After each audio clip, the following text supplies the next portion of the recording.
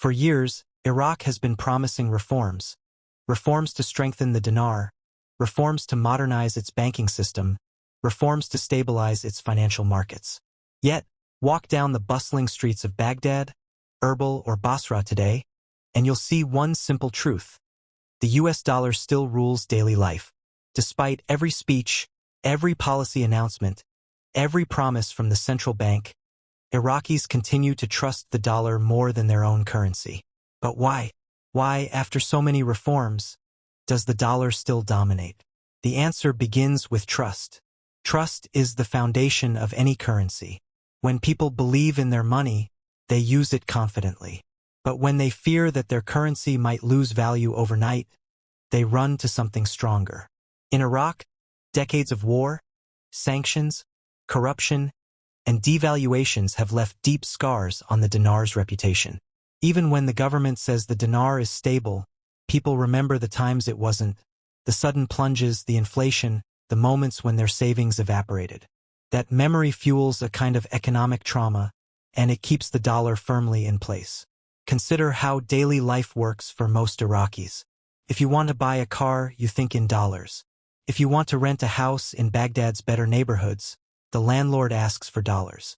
If you're importing goods from Turkey, Iran, or China, the invoices are in dollars. Even weddings, dowries, and large transactions are increasingly priced in dollars.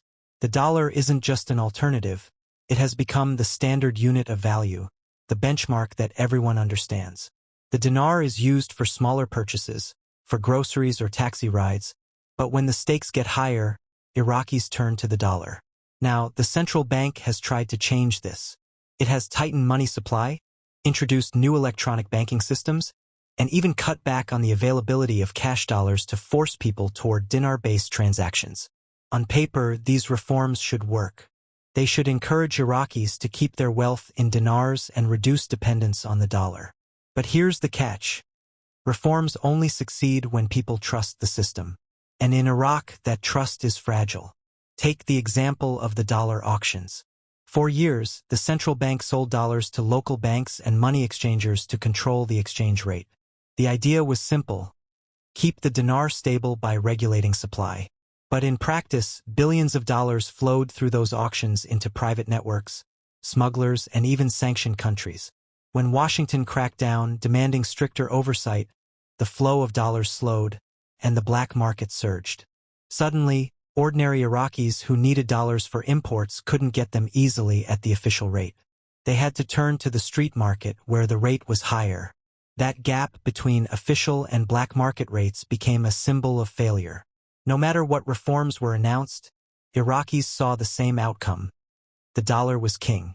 Another reason is Iraq's oil economy. Oil exports bring in dollars, not dinars.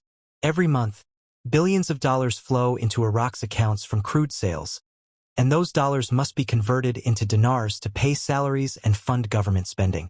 But here's the irony. While the state pays its employees in dinars, the elite, the traders, and the financial networks prefer to keep their wealth in dollars. Why? Because they know the dollar is stable, liquid, and accepted everywhere. Until Iraq diversifies its economy and builds industries that generate demand for the dinar, oil revenues will keep reinforcing dollar dominance. There's also the problem of corruption and weak institutions.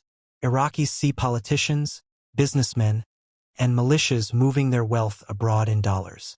They see luxury villas in Amman, Dubai, and Istanbul purchased with money that started as oil dollars in Baghdad.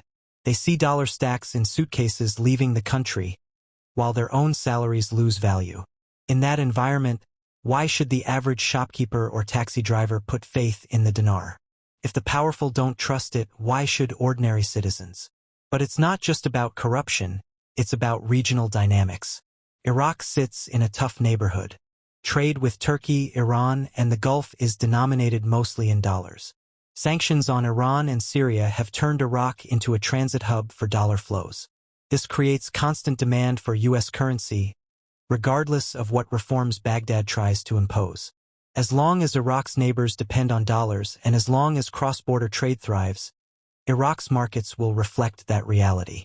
For everyday Iraqis, this dependence on the dollar creates daily struggles. prices fluctuate with the street exchange rate. When the black market rate rises, food and fuel costs climb overnight. Families who thought they could save in dinars see their savings shrink in value. Importers raise prices and consumers feel the pain. The central bank may insist that reforms are working, but the man buying bread in Karada or the family filling their car in Basra feels something very different. So why haven't reforms worked? The truth is that reforms have been more about controlling supply than building confidence. Limiting dollar auctions, tightening banking rules, and reducing money supply may slow smuggling and align Iraq with U.S. financial standards, but they don't address the deeper problem: people's lack of faith in the dinar. Without trust, no policy can force Iraqis to abandon the dollar. And here's where the paradox lies. The central bank cuts dinar supply to strengthen it, but when people see fewer dinars in circulation, they cling even harder to dollars. The government insists the dinar is stable, but every trip to the black market tells a different story. Washington pressures Baghdad to comply with dollar oversight, but ordinary citizens only see the result: higher exchange rates and rising prices. It's a cycle of good intentions meeting harsh realities. In short, the dollar still rules Iraq's markets because it represents something the dinar does not: certainty. The certainty that tomorrow your money will hold its value. The certainty that your savings won't vanish in a sudden devaluation. The certainty that in a world of corruption, instability, and uncertainty, the dollar still works. Until Iraq builds that same certainty into its own currency, the dinar will remain a second-class citizen in its own country. So, now that we understand why the dollar still rules Iraq's markets today, the real question is this: can anything change? Can reforms eventually work? Or is the dollar's grip on Iraq unbreakable? To answer that, we need to explore Iraq's future and the forces shaping it. Let's start with the central bank's vision. Officials in Baghdad insist that with tighter controls, modern banking, and digital payments, Iraq can reduce its dependence on the dollar. They point to reforms like limiting cash dollar withdrawals, linking banks to international systems, and requiring more transparency in money transfers. They argue that the more Iraqis use the banking system, the more stable the dinar will become. On paper, this looks logical. But the problem isn't just technical, it's cultural. Most Iraqis distrust banks. They prefer cash, they prefer dollars, and they prefer to avoid the bureaucracy and corruption of the financial sector. Unless that mindset changes, reforms will hit a wall. Now imagine a best-case scenario. Oil prices stay high, the government has strong revenues, and Baghdad invests in modernizing its financial system. If people start seeing the dinar as stable, if inflation slows, and if black market rates are brought under control, then trust could begin to return. Over time, the dinar could regain a stronger role in markets. But this requires consistency, years of stable policies, clean governance, and strong oversight. In Iraq, where political crises erupt every few months, consistency is hard to come by. There's also the geopolitical factor. Iraq is caught between the U.S. and its regional allies like Iran. Washington wants Baghdad to comply with strict financial rules to stop dollar smuggling.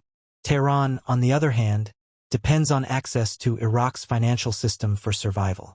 This tug-of-war puts Iraq in a constant balancing act. The central bank can announce reforms, but if political pressure from one side or the other grows too strong, those reforms bend. That instability feeds directly into people's preference for the dollar. Because while politics shift, the dollar doesn't. But let's be honest, the dollar's dominance in Iraq isn't just about policy. It's about survival. For the average Iraqi, holding dollars is insurance. It's protection against sudden devaluations like the one in 2020, when the dinar lost 20% of its value almost overnight.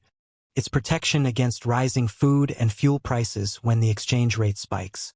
And it's protection against the unpredictability of Iraq's political scene. As long as survival is at stake, the dollar will remain the safe choice. That doesn't mean change is impossible. Look at other countries in the region. Egypt, for example, has seen similar struggles, with its pound losing credibility and the dollar becoming dominant in markets. Over time, with international support and gradual reforms, confidence can be rebuilt. But the process is long, and it requires trust between the government and the people. Without that trust, no amount of technical reform will work. So what does this mean for Iraq's future? Let's explore 3 possible paths.